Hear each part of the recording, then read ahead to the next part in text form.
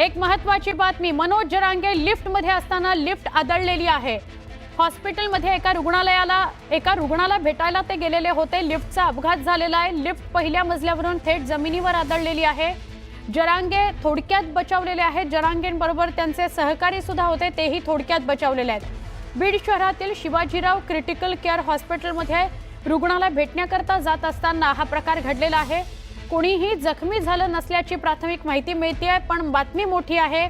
मनोज जरांगे हे एका रुग्णाला भेटायला जात होते, त्यावेळी बीडमध्ये हॉस्पिटलमधल्या लिफ्टमध्ये ते अडकले। लिफ्ट तशीच्या तशी खाली आदळली आणि त्यात त्यांचे सहकारी आणि ते दोघेही होते। त्या दोघांनाही दुखापत झालेली नाही अशी प्राथमिक माहिती मिळते। अजून अपडेट समोर यायचं आहे, पण या घडीची सगळ्यात महत्त्वाची बातमी बघतोय। आमचे प्रतिनिधी सुरेश जाधव यांना विचारूया। सुरेश, किती वाजताची ही घटना आहे? आत्ताचं काय अपडेट आहे?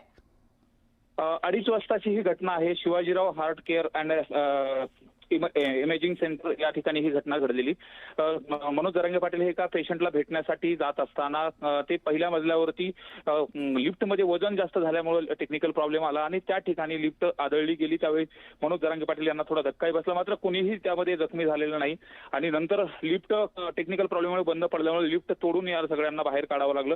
मात्र अर्धा ते पाऊण तासा पूर्वीची ही घटना आहे।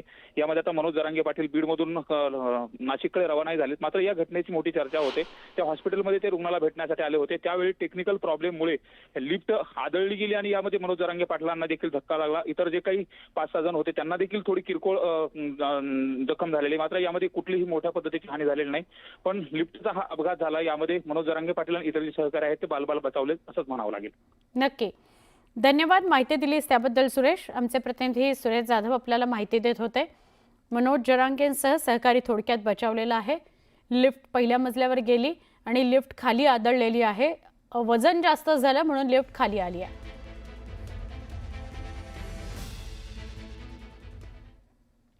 पुन्हा एकदा दुपारच्या 100 बातम्या। केंद्रीय मंत्री नितीन गडकरी यांच्या घराला बॉम्ब न उडवून देण्याची धमकी देण्यात आली। धमकीचा कॉल करणाऱ्याला पोलिसांनी अटक केली आहे। या प्रकरणात प्रतापनगर पोलीस स्टेशनमध्ये गुन्हा दाखल करण्यात आला आहे। सोलापूरमध्ये गळती रोखण्याकरता काँग्रेस पक्षाकडून जिल्हा स्तरावर समिती स्थापन करण्यात येणार आहे। या समितीच्या माध्यमातून जिल्ह्यात काँग्रेस पदाधिकाऱ्यांची नाराजी दूर केली जाणार आहे।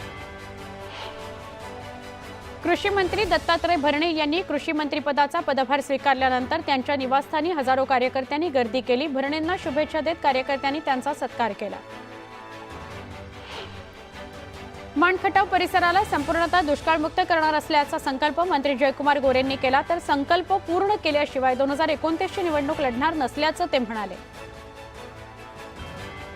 पुण्यामध्ये कर्नल प्रसाद पुरोहित यांच्या निवासस्थानाच्या बाहेर ढोलताशांच्या गजरात जल्लोष करण्यात आला। पुरोहित यांची मालेगाव बॉम्बस्फोट खटल्यातून निर्दोष मुक्तता झाल्यानं रॅली काढण्यात येणार आली आणि स्वतः पुरोहित रॅलीमध्ये सहभागी झाले होते।